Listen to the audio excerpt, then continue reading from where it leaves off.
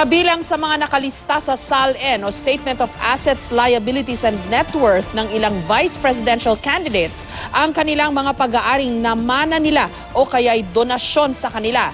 May report si Maki Pulido. Apat sa mga kandidato sa pagka-vice-presidente naglista ng mga ari-arian na nakuha sa pamamagitan ng mana o donasyon.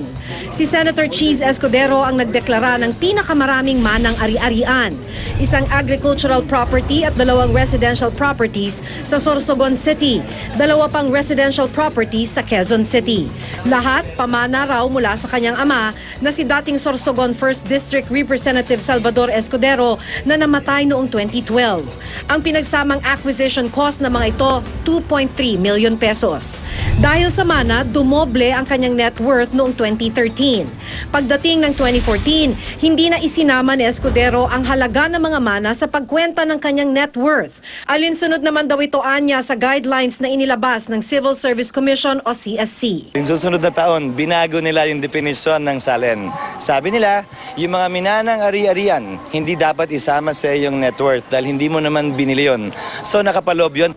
Si Senator Antonio Trillanes naman magmula 2012, nagdeklara ng isang real property na nakuha mula sa inheritance o donation. Matatagpuan daw ito sa General Santos City. May sukat na 1,000 square meters at may current fair market value na 150,000 pesos.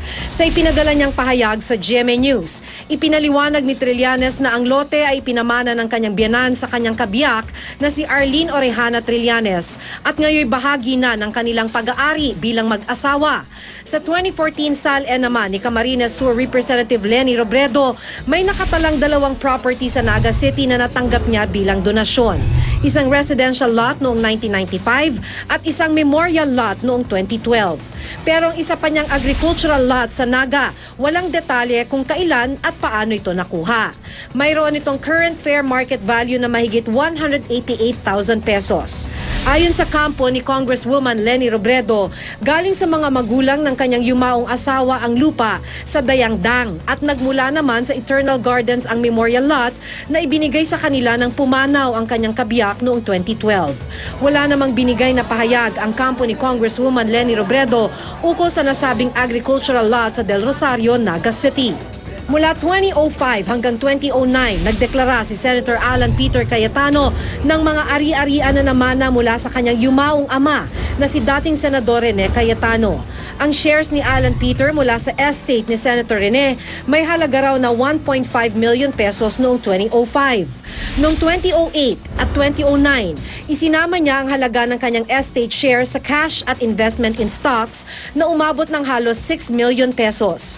Hindi naman niya sinabi kung gaano kalaking bahagi, gaano karami o magkano ang mga estate shares noong mga taong yun. Simula 2010, wala nang nakalagay na mana si Alan Peter sa kanyang mga SALN. Samantala, kapwa walang nakatalang inheritance o donation sa mga ari-arian, sina Senador Gringo Honasan at Bongbong Marcos. Base ito sa SALN declarations ni Honasan mula 2001 at ni Marcos mula 2005. Pero sa mga SALN ni Marcos na sinuri, lahat may nakanote na hindi isinamang interes ni Bongbong bilang compulsory heir o legal na tagapagmana ng kanyang ama, ang yumaong diktador na si Ferdinand Marcos. Hindi pa raw kasi matiyak kung magkano ang kabuang halaga nito. Pagdating sa mga real property na minana, inheritance, walang acquisition cost yun. Kasi you did not spend anything to acquire that property. It passed on to you gratuitously. Paalala naman ng Philippine Institute of Certified Public Accountants, mahalagang mayroon ding supporting documents ang mga SALN. You are just claiming to have an asset without any supporting document.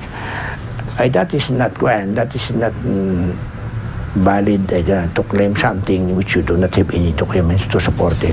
Ilang beses sinubukan ng GMA News na kunin ang panig ni na Senador Cayetano, Honasan at Marcos pero di pa sila nagbibigay ng pahayag hanggang ngayon. Maki Pulido, GMA News.